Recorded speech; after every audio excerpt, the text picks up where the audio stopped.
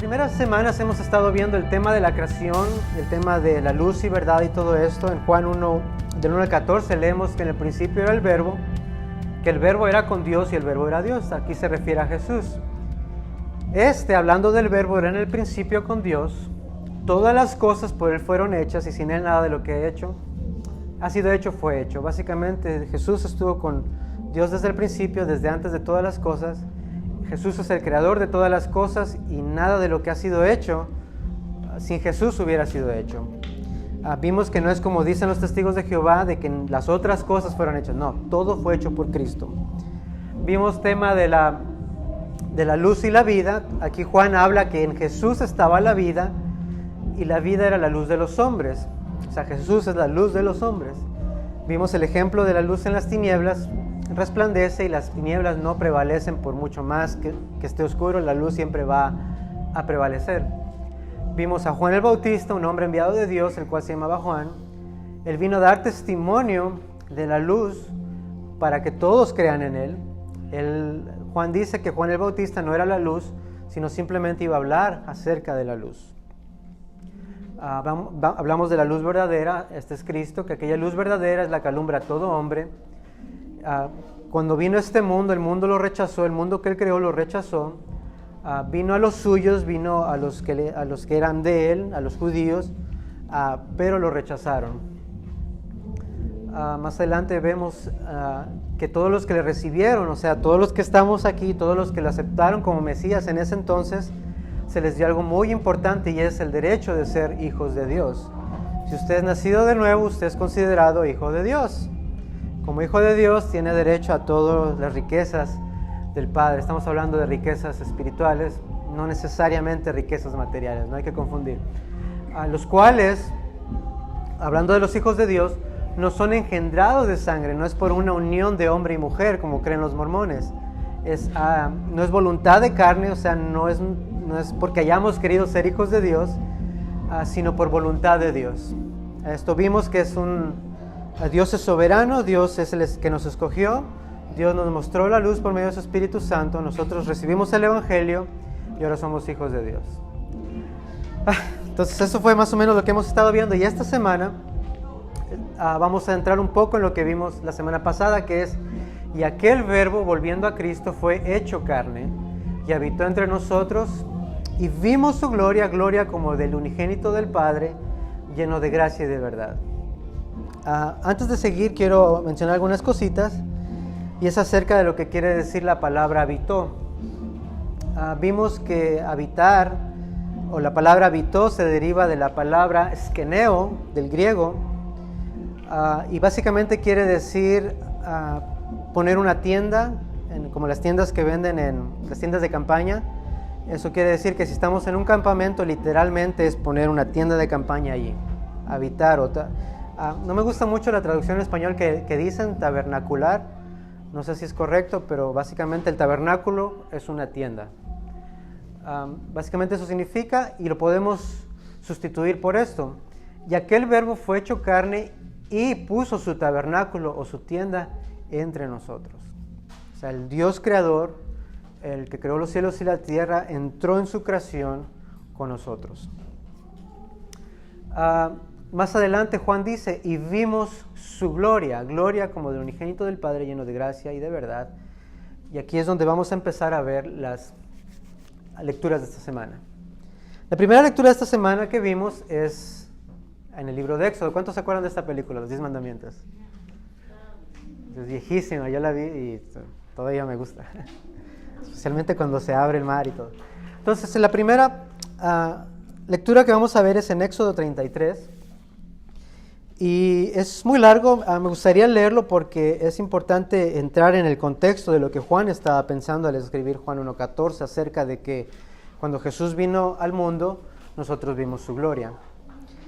Y en el Éxodo 33 dice: Jehová dijo a Moisés: anda, sube de aquí, y el pueblo que sacaste de la tierra de Egipto, a la tierra a la cual juré a Abraham, Isaac y Jacob, diciendo: a tu descendencia la daré, y yo enviaré delante de ti el ángel, y echaré fuera al cananeo y al amorreo. Y ahí le menciona a todos los que iba a sacar de la tierra, y le dice algo a Moisés: pero yo no subiré en medio de ti porque eres pueblo de dura cerviz, eres necio. No sea que te consuma en el camino. O sea, no voy a ir directamente allí, delante de ti, porque si mi presencia está ahí enfrente de ustedes, se van a morir. Son necios, son pecadores. Entonces el pueblo, oyendo esta mala noticia, en el verso 4, todos se vistieron de luto, se quitaron todos sus adornos, que quiere decir con atavios, porque Jehová le había dicho a Moisés que son pueblo de dura cerviz, y que en un momento subirá y los consumirá. Verso 7.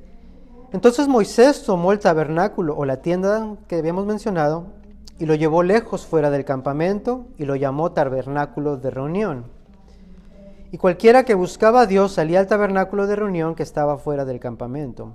Este tabernáculo de reunión es donde Moisés hablaba con Dios. Vemos que el único que entraba ahí era Moisés, pero solamente cuando y Dios se lo permitía. Y sucedía que cuando Moisés salía al tabernáculo de reunión que mencionamos, todo el pueblo se levantaba y cuál estaba en pie a la puerta de su tienda. O sea, cuando Moisés salía al tabernáculo de reunión, los que estaban en el campamento salían a la entrada de su tienda a como esperar a ver qué iba a pasar allá con Moisés. Verso 9, cuando Moisés entraba en el tabernáculo, la columna de nube descendía y se ponía a la puerta del tabernáculo, y Jehová hablaba con Moisés. Y viendo todo el pueblo la columna de nube que estaba a la puerta del tabernáculo, se levantaba cada uno a la puerta de su tienda. ¿Y qué hacía el pueblo? Adoraba. Hay que mantener esta idea un poquito más adelante, que lo vamos a usar después. Baja la nube, que desciende, Moisés habla con Dios, los pueblos ven eso como una señal que Dios está conversando con Moisés, y la reacción natural del pueblo es adorar a Dios por lo que está pasando. Adorar a Dios al ver eso impresionante que está ahí enfrente de sus ojos. Entonces mantengan esa idea. Verso 11, y hablaba Moisés cara a cara con Dios, como habla cualquiera a su compañero. Hablar cara a cara no es necesariamente que Dios estaba cara a cara con Moisés. De ser así, ¿qué le hubiese pasado a Moisés? Se hubiera muerto. Entonces, y más adelante explica, como habla cualquiera a su compañero. Y él volvía al campamento, pero el joven Josué, hijo de Nun, su servidor, nunca se apartaba del medio del tabernáculo. Entonces, ¿perdón? Sí. En lo que acabas de leer, es un versículo bien transgiversado y mucha gente lo usa bien diferente. ¿Qué parte? Porque la de cara a cara. O sea, porque hay mucha gente que dice, ¿quién fue la otra persona que vio a Dios cara a cara? Porque aquí tú dices, tú estás diciendo, sabemos que no lo vio cara a cara porque se hubiese muerto, pero estás contradiciendo algo que está diciendo aquí, claro que dice cara a cara. Bueno, pero aquí el autor, si lees el 11, dice, y hablaba Jehová a Moisés cara a cara, como habla cualquiera a su compañero. No está diciendo, o sea, recordemos, Dios es espíritu. Dios no tiene brazos, ojos y todo, es espíritu. No tenemos una imagen. Claro, entonces, más adelante Dios le va a decir a Moisés, ¿qué pasa si Moisés ve a Dios así cara a cara? Cara a cara es más que nada una explicación de cómo les estoy hablando a ti. Como estoy hablando, aunque allá están viendo para otro lado, estamos hablando, me están escuchando. Claro, hay esa comunión, esa intimidad. A eso se refiere cara a cara. Una conversación personal más. Sí. Que... Más en otro, creo que lo leí hace unas clases. Sí, por ejemplo, cuando Moisés está intercediendo por sus hermanos que estaban hablando de él y Dios dijo, hey, están hablando de ti. Entonces ya fueron a hablar con Dios, estaban Moisés y sus hermanos, y Dios le dice a sus hermanos, cuidado con lo que dicen de él, porque yo hablo con él personalmente. Sí le entiendo, logro entenderlo también, porque yo sé que más adelante también dice que la única forma que Dios pudo ver que Moisés pudo ver una silueta de él fue cuando fue por la espalda, pero no realmente lo que dice aquí, face to face. Claro, y como te digo, eso es más como una intimidad, algo que Dios no le daba sueños, por decirlo así, o visiones como con otros profetas, sino que le decía directamente lo que quería decirle. Una versión Ya. internacional dice, con Moisés cara a cara, como cuando alguien habla Claro, El problema es la terminología humana. claro, Antropomorfismos. Eso es lenguaje humano porque Dios ni cara, ni espalda, ni manos, ni espíritu. Entonces, si nos apegamos a lo que dice exactamente allí, no podremos entender. claro. Es como, por ejemplo, cuando dice el Salmo que te cubriré con mis alas. O sea, si usamos literalmente el texto, quiere decir que Dios es una especie de pájaro. Es que todo eso sí lo entiendo, pero me encanta la explicación de tu papá, porque Ya. muchas veces a la final yo lo quería entender para cuando alguien te pregunta, está la contraria de que si lo vio cara a cara, no lo vio cara a cara, es una terminación nada más. Claro, es un ejemplo, es algo figurativo. Claro. Bueno, claro, sí. Claro.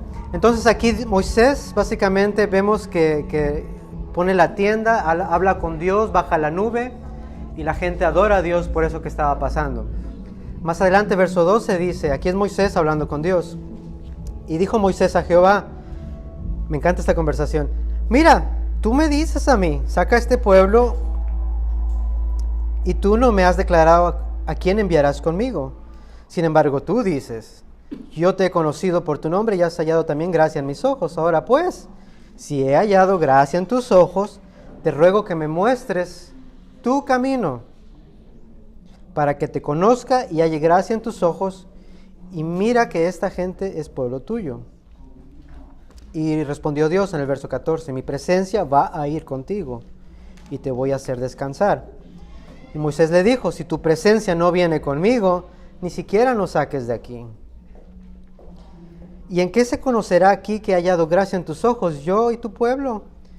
Si en que tú andes con nosotros y que yo y tu pueblo seamos apartados de todos los pueblos que están sobre la faz de la tierra. Y dijo Jehová, también haré eso que has dicho, por cuanto has hallado gracia en mis ojos y te he conocido por tu nombre. Verso 18. Y entonces dijo Moisés, te ruego que ¿qué? Que me muestres tu gloria. Y respondió Jehová, yo haré pasar todo mi bien delante de tu rostro y proclamaré el nombre de Jehová delante de ti y tendré misericordia del que tendré misericordia y seré clemente con para el que seré clemente. Mas le dijo Dios, no podrás ver mi rostro porque no me verá hombre y vivirá. Y entonces explica Jehová que hay una peña y él lo va a poner ahí. Y cuando pase su gloria, Dios lo iba a cubrir. Y una vez que haya pasado, Moisés iba a ver su espalda. Moisés quería algo increíble, ver la gloria de Dios. ¿Cuántos hemos orado, Señor, muéstrame tu gloria? Dios, me gustaría ver un destello de tu gloria. Estamos en todo nuestro derecho de decirlo, Moisés lo hizo. Pero ¿qué dice Juan en el verso 14 del capítulo 1? ¿Alguien lo puede leer, el verso 14 del capítulo 1 de Juan? Y aquel verbo fue hecho carne y habitó entre nosotros, y vimos su gloria, gloria como del unigénito del Padre, lleno de gracia y de verdad. Entonces Moisés aquí está pidiendo ver la gloria de Dios. Más adelante en el verso 34 vemos que Jehová pasa delante de él proclamando que él es Señor. Yo me imagino una escena espectacular. Pero Moisés solamente alcanza a ver sus espaldas. Si Moisés mira a Dios en todo su esplendor, al menos en su bondad que dice aquí, todo su bien, ni siquiera todos sus atributos, solo su bien, y aún así Moisés no podía verlo todo. Me imagino que se quedó con las ganas. Y aún así, con ese poquito que vio cuando bajó del monte, su rostro era tan resplandeciente que le tenía que cubrir la cara. Eso es Moisés queriendo ver la gloria de Dios. Ahora, ¿qué dice Juan? El Verbo habitó con nosotros y vimos su gloria. Ahí mediten un momento en lo que le doy un sorbo al café.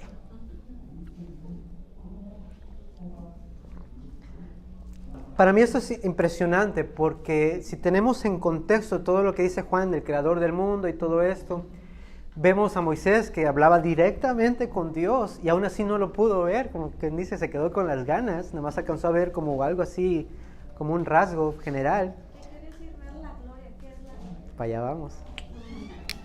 Sabía que le iban a preguntar y lo estudié. Entonces,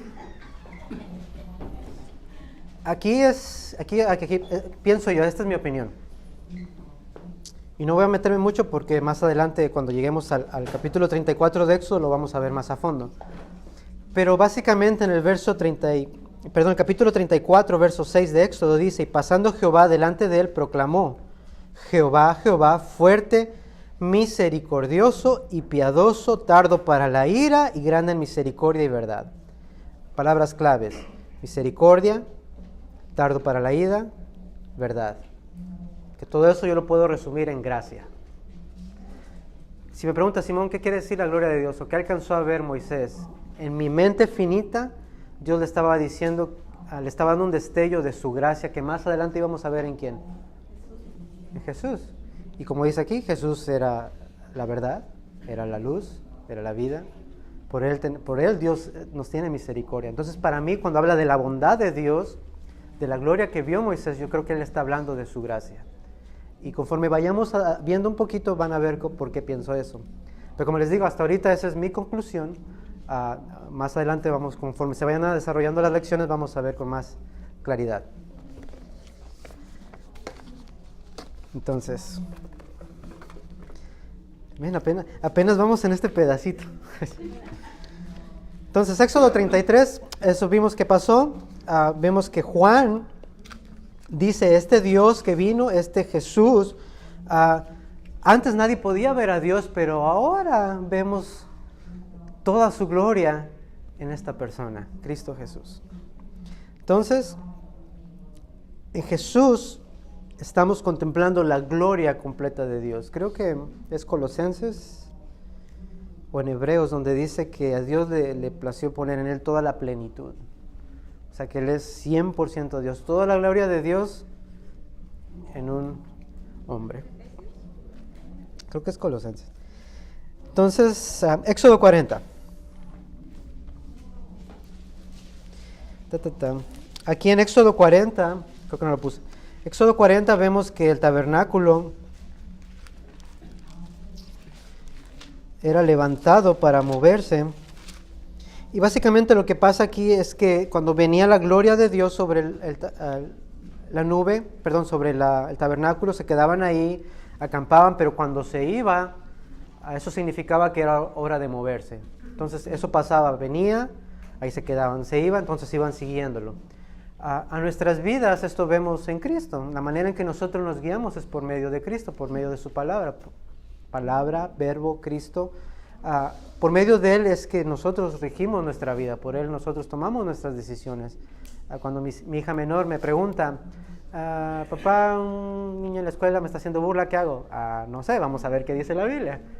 Cuando tengo problemas, ¿qué hago? Bueno, no sé, voy a ver qué dice la Biblia.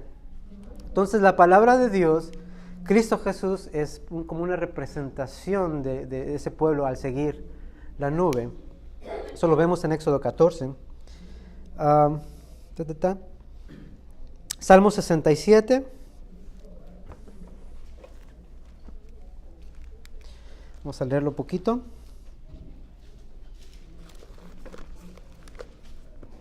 El Salmo 67 básicamente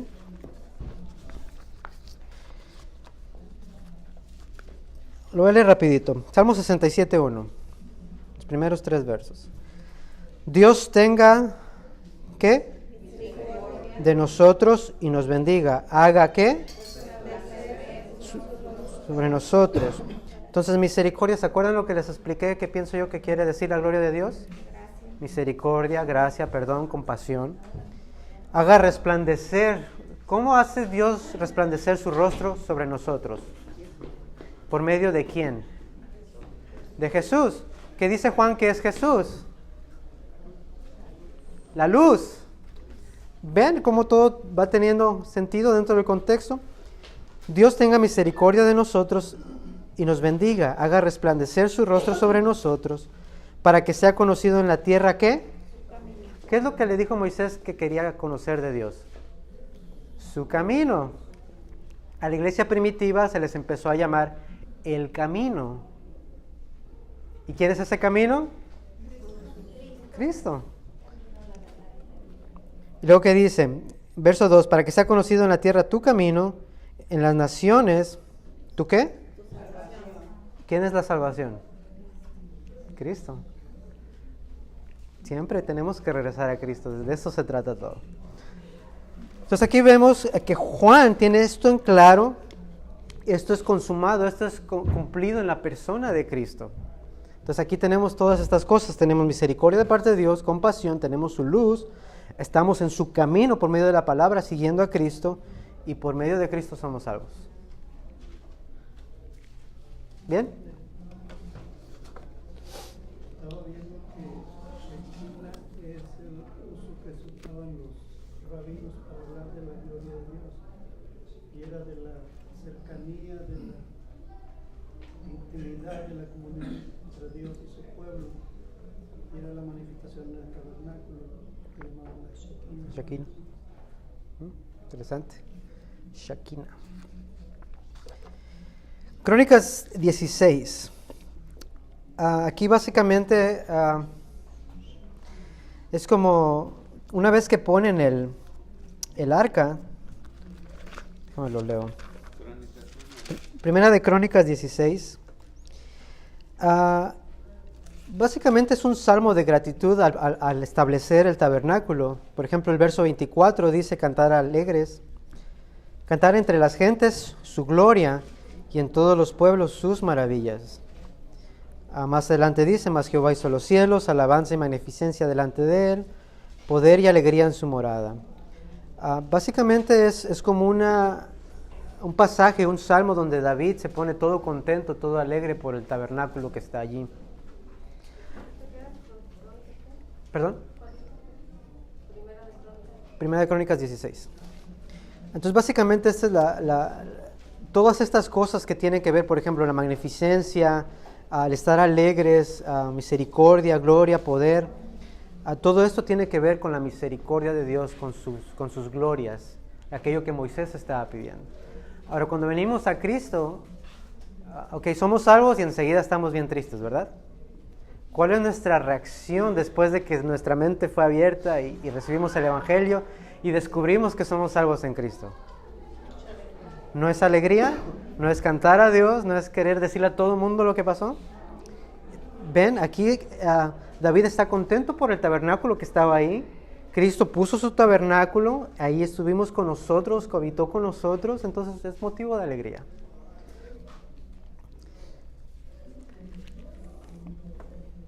Moisés y la ley, Jesús y la gracia. Juan 1 del 16 al 17. Porque de su plenitud tomamos todos, y gracia sobre gracia. Pues la ley por medio de Moisés fue dada, pero la gracia y la verdad vinieron por medio de Jesucristo. No sé si se alcanza a ver que está resaltada algunas palabras. Gracia sobre gracia, gracia y la verdad. En lo que hemos visto ya sabemos quién representa todas estas cosas, ¿verdad? ¿Quién? Cristo. Jesucristo. Ahora Juan está tomando todas estas cosas del Antiguo Testamento. Entonces, si no se le haga aburrido el Antiguo Testamento, porque ahí todo lo que está diciendo Juan no es algo que él se inventó, es algo que ya conocía. En Éxodo 19 y 20 vemos que Dios... Déjame lo leo. Básicamente es una relación del pueblo con Dios. Están en el Sinaí. Y es básicamente donde Dios le da a Moisés básicamente la ley. No toda la ley completa, pero lo que conocemos como los 10 mandamientos. El pueblo está ahí, se desespera. Dice, Moisés no baja, quién sabe qué le pasó. Aarón, haznos algo para adorar, porque queremos adorar algo. No me encanta, me quedo sorprendido lo que dice, porque dice, haznos algo para adorar, porque eso nos sacó de la tierra de Egipto. Es como si le compro un carro a mi hija y le agradece a mi papá, que pues si te lo compré yo. Entonces así estaba. Si te lo compra él, dime a mí gracias. Entonces, básicamente, Dios lo saca de la tierra de Egipto y se desesperan porque Moisés no baja, quien a lo mejor se murió. Bueno, vamos a adorar otra cosa que nos sacó de la tierra de Egipto. como que se puede reemplazar. Vemos que eso no le gusta nada a Dios, y ese día terminan muriendo 3,000 personas por mano de sus hermanos. Entonces en el capítulo 20 vemos otra vez los 10 mandamientos.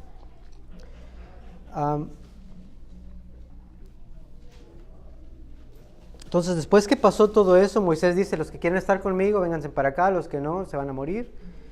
Y todo esto hubo un estruendo y hubo relámpagos en el verso 18 del capítulo 20. Sonido de bocina y el monte humeaba y se estremecía. Y le dijeron a Moisés, habla tú con nosotros y nosotros oiremos, pero no hable Dios con nosotros para que no muramos. O sea, Dios hace no quiero decir show, pero hace algo fantástico para que vean, hey, ¿qué están haciendo? Creo que ahí hay un concepto que tenemos que considerar, el de la religiosidad, el de habla tú por nosotros. Muchas veces las personas piensan que ciertas personas tienen especial gracia delante de Dios, como el pastor o alguien más que ejerce el ministerio. Lo toman como intercesor, tú ora por mí porque tú estás más cerca de Dios que yo. Claro.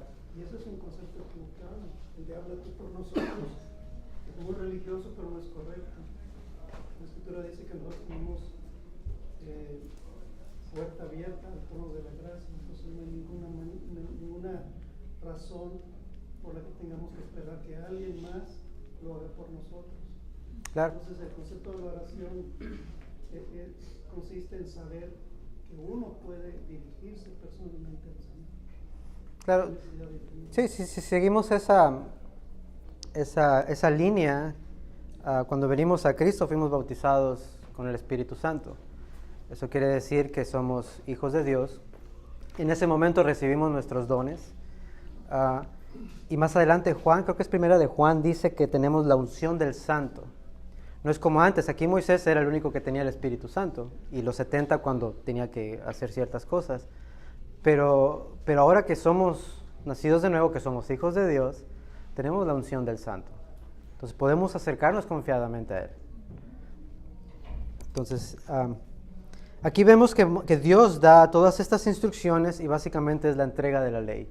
Algo que descubrí recientemente que no me había dado cuenta es de que incluso los ángeles tienen que ver ahí en la entrega de la ley. Más adelante creo Hebreos dice que la ley fue entregada a Moisés por medio de los ángeles. No sé, ahí, eso es gratis ahí para que lo investiguen, se me hace muy interesante. Entonces, seguimos. Moisés y la ley. Vimos Éxodo 20, Éxodo 32 ahora. ¿Vamos bien? Ahora vienen muy serios. Es continuación de lo que pasó con el becerro de oro. Aquí vemos todo lo que le dijeron.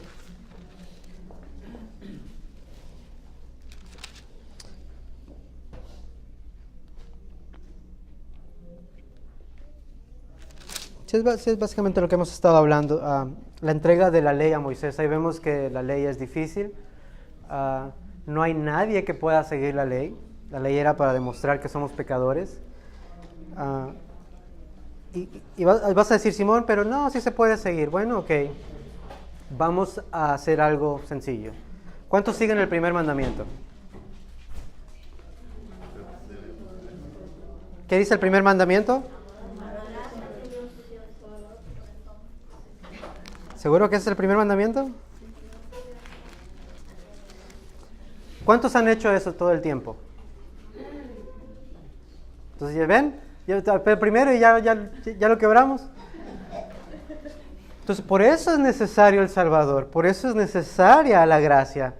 Por eso yo pienso que Dios le dice a Moisés, voy a pasar delante de ti toda mi bondad. Y tendré misericordia del que tenga misericordia. Y vemos esto en la persona de Cristo.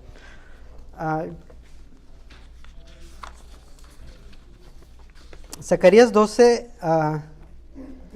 habla un poco más sobre la venida de este Cristo, pero este pasaje que voy a leer habla acerca del sacrificio que pasó o de esta gracia, por ejemplo. Y es en Zacarías 12:10. Y dice, y derramaré sobre la casa de David y sobre los moradores de Jerusalén espíritu de ¿qué?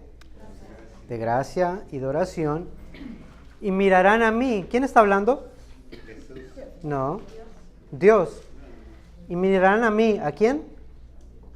A Dios, a quien traspasaron, y llorarán como se llora por un hijo unigénito, afligiéndose por él como quien se aflige por el unigénito. Muchos eruditos están de acuerdo en que es una profecía mesiánica hablando de Cristo. Los judíos, por otra parte, ayer estaba escuchando a un rabí, que se llama Tobías, no me acuerdo su apellido. Él estaba dando una explicación del pasaje 12 de Zacarías, y él dice, déjeme leerlo para no decir cosas que no son. En Zacarías 12,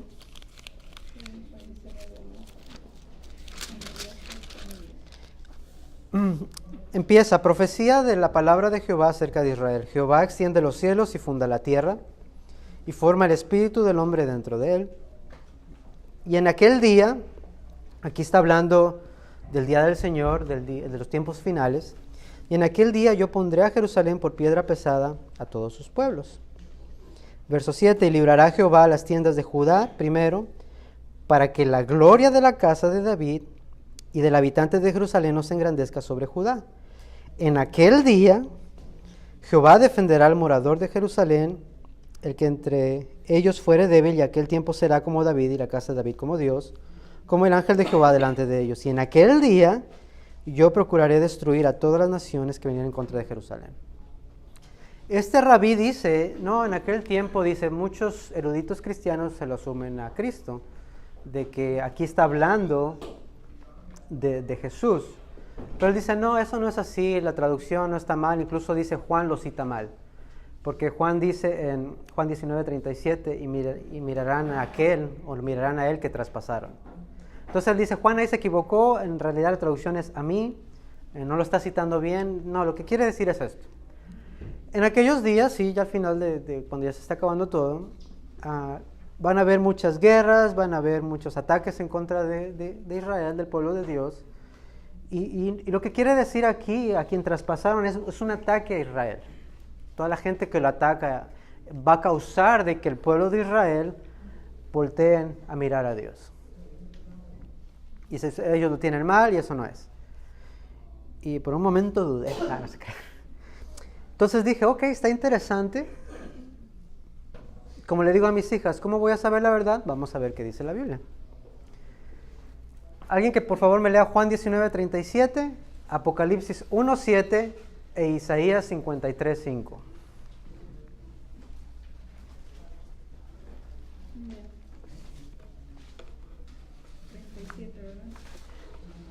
Sí, Juan 19:37. Y como dice otra escritura, mirarán al que han traspasado. Ahí está hablando de la crucifixión de Cristo. Y básicamente este pasaje de Zacarías se lo está aplicando Juan a Jesús, que él es este que traspasaron. Entonces Dios está hablando, Dios está diciendo, me van a mirar a mí, al que traspasaron, una pista de la deidad de Cristo. Entonces Juan le está aplicando eso a Jesús. ¿Qué dice Apocalipsis 1:7? He aquí que viene con las nubes, y todo ojo lo verá, y los que le traspasaron, y todos los linajes de la tierra harán lamentación por él. Sí, amén. ¿Quién es el que viene?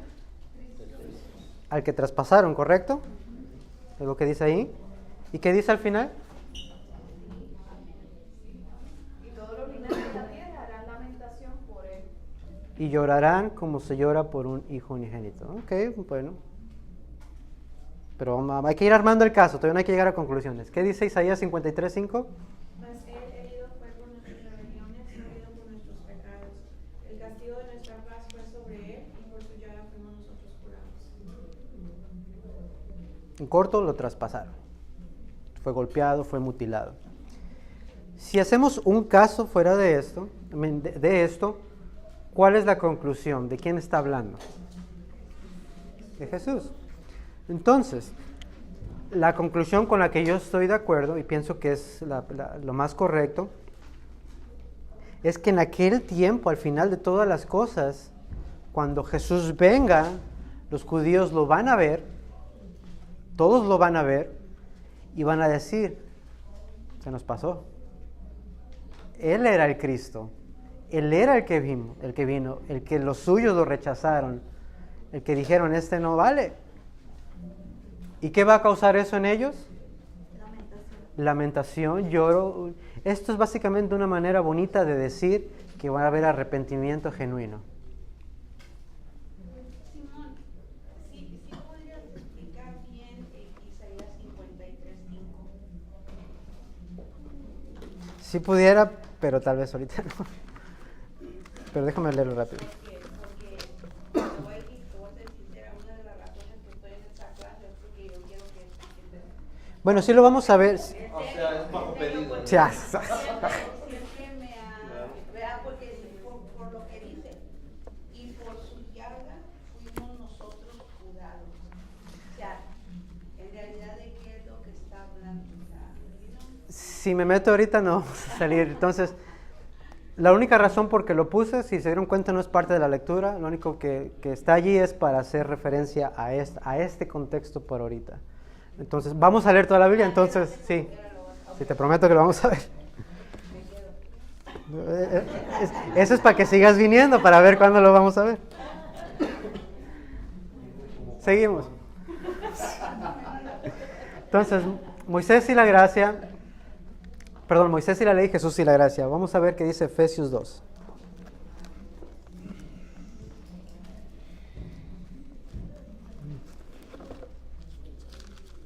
¿Dónde queda Efesios? Aquí está. Perdón. Y dice, me sonó como canción, y dice así. Y Él nos dio vida a vosotros, ¿cuándo qué? Muertos en vuestros delitos y pecados, en los cuales anduvisteis en otro tiempo, siguiendo la corriente de este mundo conforme al príncipe de la potestad del aire, al espíritu que ahora opera en los hijos de desobediencia. Sigue. Pero Dios, verso 4, que es rico ¿en qué? ¿Por su qué? Con que nos amó, aun estando nosotros muertos en nuestros pecados, nos dio vida juntamente con Cristo. ¿Cómo salvos? ¿Cómo somos salvos? Por gracia. Y juntamente con Él nos resucitó y asimismo nos hizo sentar en lugares celestiales con Cristo Jesús, para mostrar en los siglos venideros las abundantes riquezas de su dinero, de su gracia. ¿En su qué? Pausa. ¿Qué le dijo Dios que le iba a mostrar a Moisés? Su gloria. No. Su espalda. ¿No? ¿No? ¿No? Su bondad. ¿Qué dice Éxodo 33, 19? ¿Alguien que lea Éxodo 33, 19?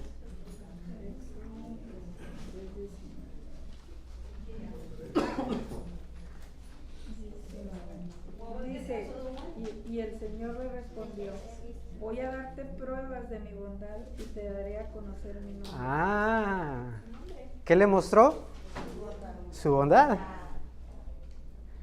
Entonces, para que vean otra vez, para mostrar en los siglos venideros las abundantes riquezas de su gracia, en su bondad, para con nosotros, ¿en quién? Entonces, si pueden ver la conexión que hice con misericordia, bondad, gracia, que fue lo que iba declarando Dios delante de Moisés. Él dijo, yo soy Jehová, y dice 2 veces, yo soy Jehová, Jehová. Como en el contexto judío, como, hey, pon atención, yo soy Jehová, Jehová. Y le empieza a hablar de misericordia y gracia, y va a tener misericordia del que tenga misericordia. Y esto lo vemos en la persona de Cristo. Entonces, cuando Moisés quería ver la gloria de Dios y Dios se la mostró, creo que tiene que ver con eso, con la bondad de Dios, con su misericordia, y que ahora vemos en Cristo. Que es lo que dice Juan, que vimos cuando Cristo vino. ¿Sí me agarraron la onda? ¿Sí se entendió o lo digo otra vez? Es que siento como que todavía no les cae el 20.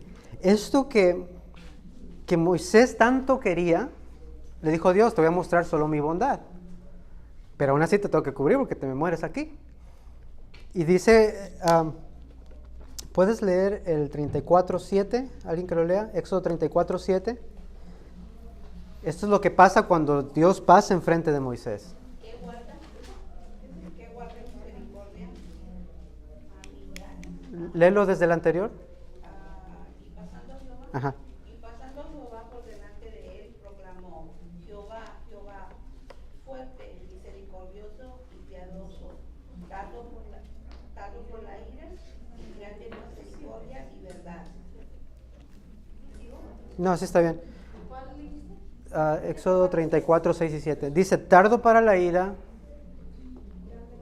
grande y misericordioso. Todo esto para mí me suena a gracia. O sea, la bondad de Dios está ligada con su gracia, por medio de Cristo. Por eso decimos, Dios es bueno. Vean Romanos 11:22. Romanos 11:22 es un contraste entre severidad y bondad.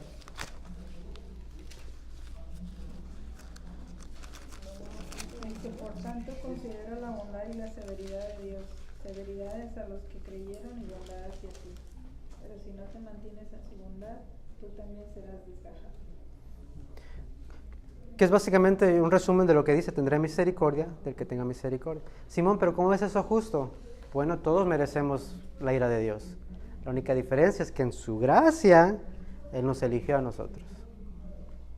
No hicimos nada para ganarnos el favor de Dios, simplemente Dios nos escogió. Entonces, eso es lo que tiene que ver Jesús y la gracia. Vemos que con Moisés está bien difícil, todos fallamos en el primer mandamiento. Jesús, en cambio, viene y nos da este concepto de la gracia. Hablando de esto de Efesios, donde dice que somos salvos por gracia,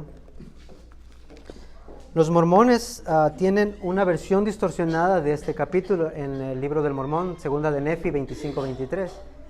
Y dice, pues sabemos que es por gracia por la que somos salvos. Ok, va bien.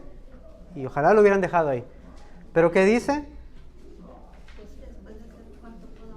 O sea, si somos salvos, pero hasta después de hacer en cuanto podamos. Simón, ¿por qué siempre andan en la calle predicando? Están guardando puntos para su salvación. ¿Quién más hace eso que los visita en su casa? Testigos de Jehová. Cualquier persona que le añada algo al evangelio, eso ya es obras. Es sencillo. Porque Dios dice ir y predicar y hacer así. Sí, pero el ir a predicar no te va a salvar. Esa es la diferencia. Aquí tienes que hacer algo para asegurar la gracia, la salvación por medio de la gracia. Entonces, cualquier alteración a la palabra en la salvación, cualquier cosa más allá de gracia, ya es incorrecto. De hecho, en Efesios, más adelante da una explicación de lo de las obras. Verso 7, para mostrar en los siglos venideros las abundantes riquezas de su gracia en bondad para con nosotros en Cristo Jesús. Porque por gracia sois salvos por medio de la fe, y esto no de vosotros, pues es don de Dios. O sea, la gracia es don de Dios. La fe es don de Dios. Efesios 2:9. La salvación no por obras para que nadie presuma, se gloríe, se enorgullezca. Porque hechuras suyas somos, creados en Cristo Jesús para buenas obras, las cuales Dios preparó de antemano para que anduviésemos en ellas. Nosotros hacemos buenas obras no para asegurar nuestra salvación, sino por causa de que somos salvos en Cristo. Es nuestra reacción. Si Dios es bueno, como sus hijos, hacemos buenas obras. Más sí, al final, en los galardones y eso vamos a ser recompensados, pero las obras en sí no son para ganar salvación, son simplemente consecuencia de ser salvos. Y sin embargo, sí se gloria a la gente cuando tiene más conocimiento, cuando tiene más... Claro. Ahora, esto que dice aquí es consistente con José Smith, el fundador de los mormones. Él dice, lo voy a parafrasear, pero no está un poco más feo. Dice, yo puedo presumir más que todos. Ni Jesús, ni Pablo, ni Pedro pudieron mantener a la iglesia junta. Yo solo es el único que ha podido mantener a la iglesia junta. Por eso presumo. ¿Y por qué dice que no debe ser por obras? ¿Para qué qué? Para que nadie se gloríe. Pero no necesitan tanta gente que se gloríe. Ahora, puede estar en desacuerdo. En mi opinión, creo que las obras de los mormones son muy buenas.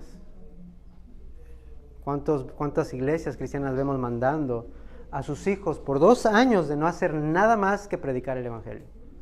Los mormones misioneros dejan todo. Dejan su casa, dejan la escuela, dejan novia, ni siquiera tienen un telefonito de botones, ni siquiera tienen internet. Siempre tienen que estar juntos para cuidarse uno al otro. Por eso van en pareja. Si uno va al baño, uno tiene que estar ahí esperando, y si se está tardando ahí, ¿qué estás haciendo? ¿Qué estás viendo? Se tienen que dar cuentas a cada uno. Eso es muy bueno. ¿Cuál es lo malo? Que no tienen al Cristo correcto. Muchos de ellos son sinceros. Muchos de ellos en verdad creen que eso es. O sea, están ¿cómo están? Honestamente correctos. Incorrectos, perdón. Entonces, las obras... Bajo la ley. Pues sí. Sí, bajo la ley de la iglesia de los mormones, sí. Sí. Y triste. No los corra, recíbalos.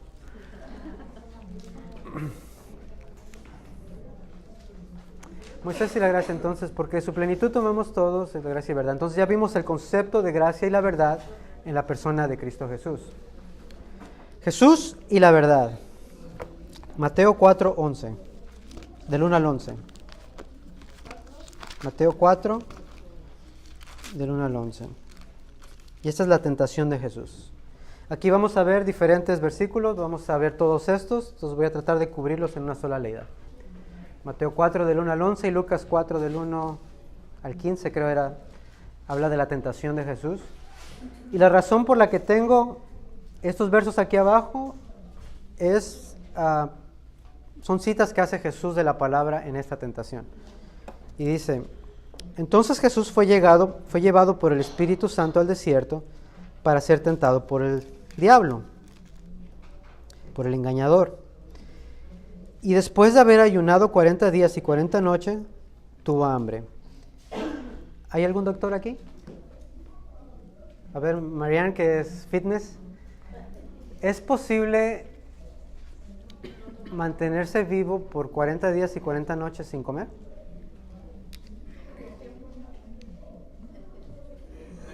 ¿Y tomando solamente agua? Podría durar más tiempo, pero no sé si es 40 días. De verdad no puedo decir una posición porque no, pero yo entiendo que no. Ok. Yo creo que Gigi Ávila hizo un ayuno de 40 días y 40 noches, pero fue tomando agua. Claro. Sí es posible sobrevivir bebiendo agua. ¿Te acuerdas había un pastor que se llama José Méndez? ¿Cuánto tiempo pasaba él así? 40 días. Solo con agua. La Biblia, a ver. Sí, pues yo cuando voy allá, bueno, que iba a visitar a mi mamá a la frontera, en el valle, el pastor de esa iglesia y era un señor ya anciano, y él dio testimonio que él hizo los 40 días de ayuno y simplemente con agua. Y ahí estaba todavía. Claro. Claro. Ahora, si hace ayuno, no lo ande presumiendo, quédeselo ahí guárdelo en su corazón. Claro, ahora... No sé, pero uno quiso huelga 60 días con agua y muy malito. ¿Quién da más? Ay, ¿61 días? No, entonces, la Biblia, ni en Lucas ni en Mateo, al menos en lo que yo veo, dice que no tomó agua. Muchos dicen Jesús ayunó por 40 días, no comió ni bebió. Yo no lo encontré. Puedo estar mal, pero lo que leí no lo vi. Entonces puedo asumir que posiblemente tomó agua. Pero estaba en el desierto. Por ejemplo, tenemos a Moisés que dice que no comió ni bebió durante 40 días. ¿Quién? Moisés. Uh-huh. Jesucristo también ahí dice, no dice que comió. Porque si está ingiriendo agua, pues ya no es ayuno porque algo está llevando al cuerpo. Claro, hay que ver la definición de ayuno, pero no entremos en eso. Vamos a concentrarnos aquí. Porque luego nos vamos. Sí, no, por eso digo, en base a lo que yo vi, no dice que no tomó agua. Pero hay algo que sí pasó, que después de esos 40 días, ¿cuál es la reacción de Cristo? Que tiene hambre. Y eso es lo que quería enfatizar. ¿Qué me costaba ir ahí, verdad? ¿Qué pasó? Es que le estás como al anzuelo, lo agarran, pero ya no le importa. Es como que lo agarran, no, que se vaya. ¿Qué pasó? 4-2 ya, tranquilos. Y después de haber ayunado 40 días y 40 noches, tuvo hambre. Y vino el tentador, Satanás, y le dijo, si eres el Hijo de Dios, di que esta piedra se convierta en pan. Ahora me imagino a Jesús débil físicamente. Llega el diablo, ok, Jesús, tenemos mucho de qué hablar. Sí, allá en el cielo, pues sí, pequé y me mandaron acá, entonces hay que ponernos al día. Pero antes de que cualquier cosa, se ve que tienes hambre. ¿Por qué? Mira, aquí hay unas piedritas. Conviértelas en pan y para que comas tranquilo, cafecito, todo eso. Hay una historia que me contó mi papá. Ya le eché la culpa. Y dice que iba Jesús con sus discípulos, totalmente ficción, antes de que sí, ya alguien ahí está viendo la Biblia. Y entonces iba y le dice a sus discípulos, ¿saben qué? Agarran una piedra. ¿Por qué? Agarran una piedra. Ok, aquí tenemos la piedra, todos con su piedra. Y Judas, pues ya saben, Judas no quiso agarrar nada y agarró una piedrita así. Y dice, Señor, conviértelo en pan. Todos con un panesote así. Y Judas con su bolita, ¿no? Con su donut hole. Y pasó y Judas se quedó con eso. Después en otra ocasión, Judas dijo, no, cuando vuelva a decir, yo venía preparado. Venía con su piedrota. Y dice, Jesús, tenemos hambre. Ok, ya va a pedir la piedra. Y no hay piedra, yo soy el único con la piedra. Dice, Jesús, ¿cuándo vas a convertir la piedra en pan? Dice, no te preocupes, Judas, ahora trajimos lonche.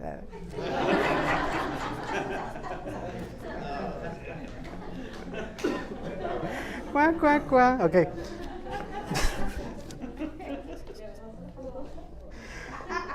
Mejor concentremos en la palabra.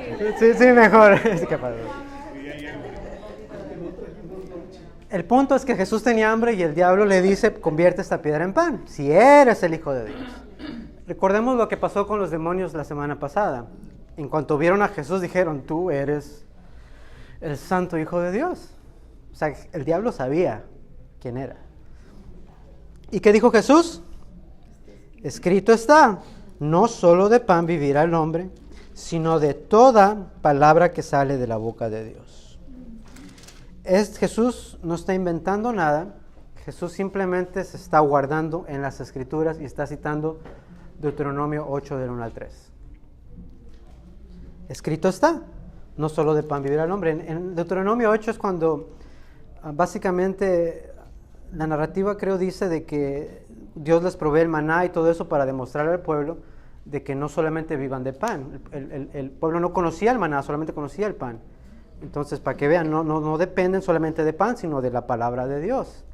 Entonces, Jesús conoce esa historia y se la cita a Satanás. Dijo, no, está bien, tengo hambre, pero no sé, nada más voy a vivir de eso. También necesito la palabra de Dios.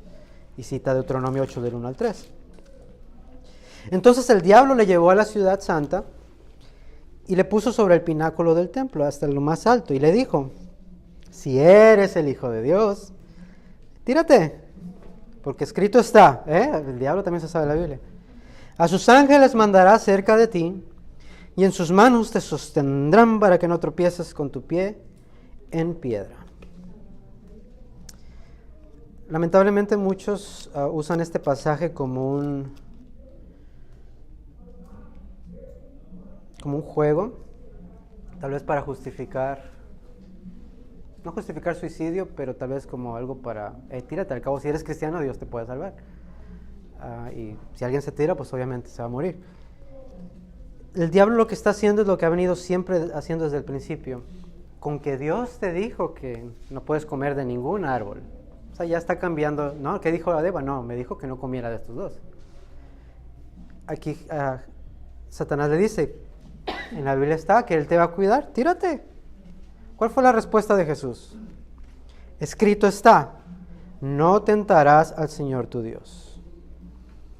Tentar es poner a prueba o desafiar. Jesús cita Deuteronomio 6 del 10 al 19. Ahí se encuentra esto: no tentarás al Señor tu Dios. Y luego creo que en Deuteronomio dice como lo tentaron en Masa, creo, que es cuando tenían sed y Moisés le pega la piedra. Dice, no lo tentarás, no desafíes a Dios. Entonces dijo el diablo, bueno, pues está bien, vamos a un monte alto y te voy a mostrar todos los reinos del mundo y la gloria de ellos. Y le dijo, todo esto te daré si postrado, ¿qué? Me adoras. ¿Qué le dijo Jesús? Vete, Satanás, porque está escrito, al Señor tu Dios adorarás y a Él solo servirás. Deuteronomio 6:13. Jesús no tiene una confrontación con Él como si fuera algo negociable. Jesús conoce las Escrituras, Jesús le responde a Satanás con las Escrituras, y creo que la lección importante aquí para nuestras vidas diarias es que las Escrituras son nuestra autoridad. Nuestra vida es establecida o dirigida por medio de las Escrituras. Cuando alguien me dice, Simón, me está pasando esto y esto, ¿qué piensas que debo hacer? Le digo, ¿qué importa yo lo que piense? Vamos a ver qué dicen las Escrituras. Mi primera pregunta siempre va a ser, ¿tú crees que la Biblia es tu autoridad? Si ellos me dicen que sí, yo puedo usar la palabra para enseñarles lo que dice la palabra. Por ejemplo, con mis hijas, a veces cuando se portan mal, yo les hago la pregunta. Digo, ¿tú crees que la Biblia es tu autoridad? Sí, ok, la Biblia dice esto y esto y esto. Dice que los padres no deben de hacer enojar a sus hijos. Esa es mi responsabilidad. Pero también dice que tienes que obedecer a tus padres. Y aparte es un mandamiento. No lo digo yo. No es manipulación, es lo que dice la palabra. Entonces, Jesús usa las Escrituras y el diablo, ¿qué hace? Se va. Por eso yo creo firmemente que cuando estemos en una situación así donde el diablo nos está atacando, concentrémonos en las Escrituras, resistid, y al final, ¿qué va a pasar? Y huirá de nosotros. Sencillo.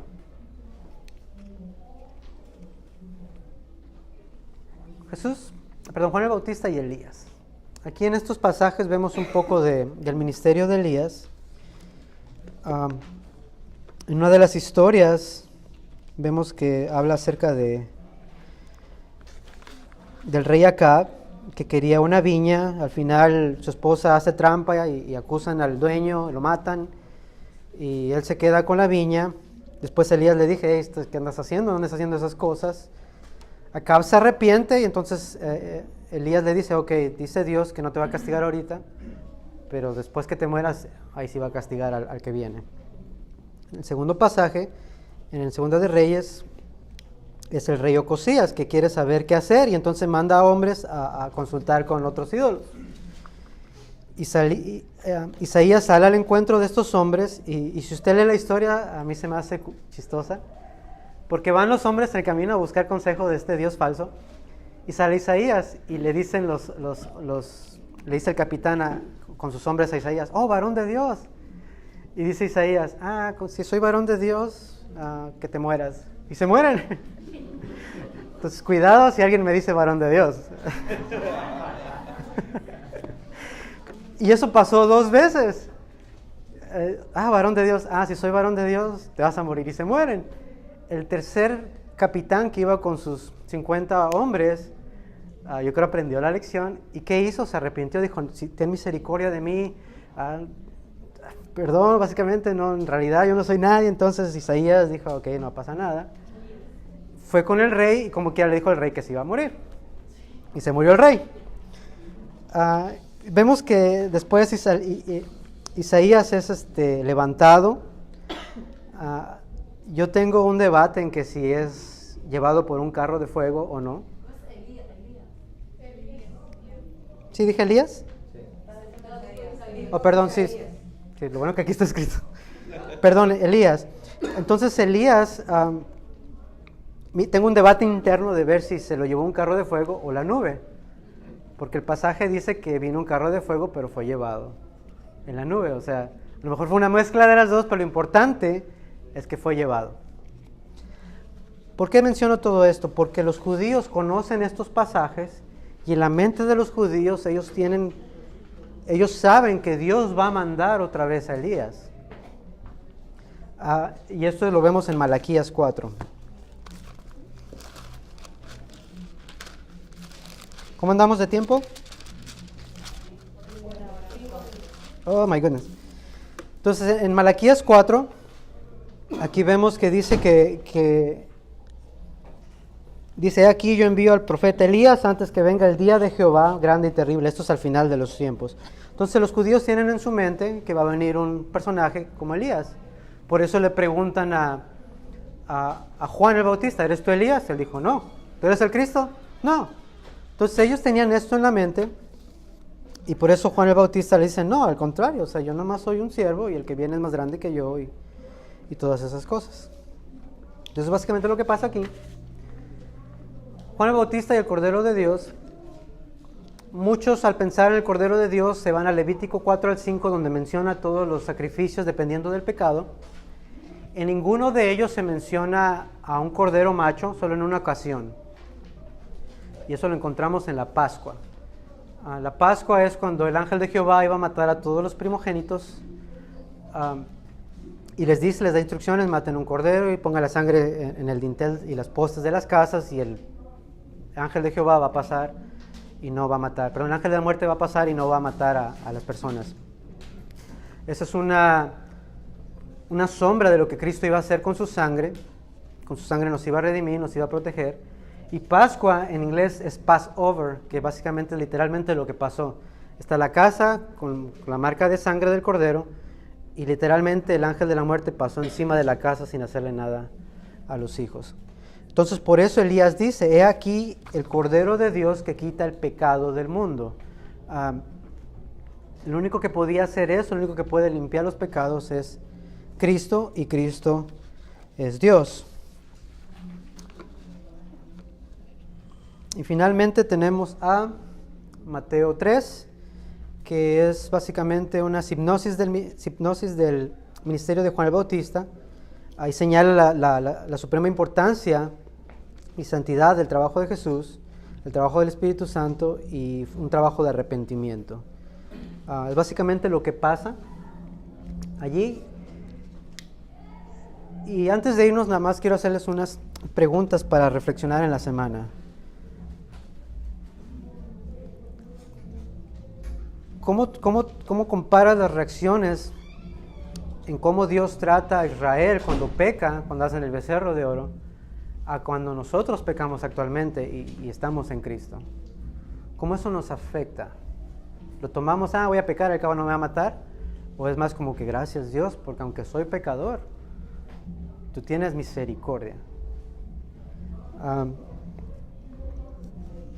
¿De qué amparo o protección tienen los creyentes para protegerse ante los ataques de Satanás? Que vimos, o sea, ¿cómo en los ataques de Satanás que tengo para protegerme? La palabra. ¿Qué paralelismo hay entre el sacrificio de Jesús y el cordero sacrificado en la Pascua que hablamos? ¿En qué se parece en ese tiempo a nosotros hoy? La sangre. El perdón, claro, básicamente el perdonarnos la vida. Si Dios fuese justo con nosotros, nosotros estaríamos muertos. Entonces demos gracias a Dios que no es justo en este sentido y que tiene misericordia de nosotros. Ahora, antes de irnos, hay un pasaje que me gusta mucho en Números. Y aunque no soy sacerdote, Números 6, 22. Aunque no soy sacerdote, quiero dejarlos con estas palabras para que se vayan en la semana. Números 6, 24 en adelante. Y esta es una bendición sacerdotal y dice en Números 6, 23: habla a Aarón y a sus hijos y diles: así bendeciréis a los hijos de Israel. Y eso es básicamente lo que quiero hacer con ustedes para que tengan una semana excelente. Y es esto: que Jehová los bendiga y los guarde, que Jehová haga resplandecer su rostro sobre ustedes y que tenga misericordia de ustedes. Que Jehová alce sobre ustedes su rostro y les dé paz. Y que pongan el nombre de Jehová sobre los hijos de sus hijos y que los bendiga. Amén. Padre, te agradezco en esta mañana, Señor, por tu palabra. Gracias, Señor, por tu Hijo que es la luz. Gracias por tu misericordia, Dios. Gracias por tu paciencia, por tu perdón, por tu bondad. Gracias, Señor, porque sin ti simplemente no podemos hacer nada, mi Dios. Gracias te doy, mi Dios, por tus palabras, por tu instrucción, por tu Espíritu Santo que nos da el entendimiento de poder concebir todas estas grandes misterios, todas estas cosas, mi Dios. Yo te ruego, mi Dios, que no quede ahí nada más en nuestra mente, sino que en la semana podamos meditarlo, podamos digerirlo, podamos reflejarlo, Señor, con nuestras acciones, con nuestras palabras. Que tu Espíritu siempre nos acompañe, que tu luz siempre esté en nosotros y sobre todo, Señor, que seamos luz a las demás personas. A ti, Señor, te doy toda la honra, te doy toda la gloria por causa de tu Hijo Jesús.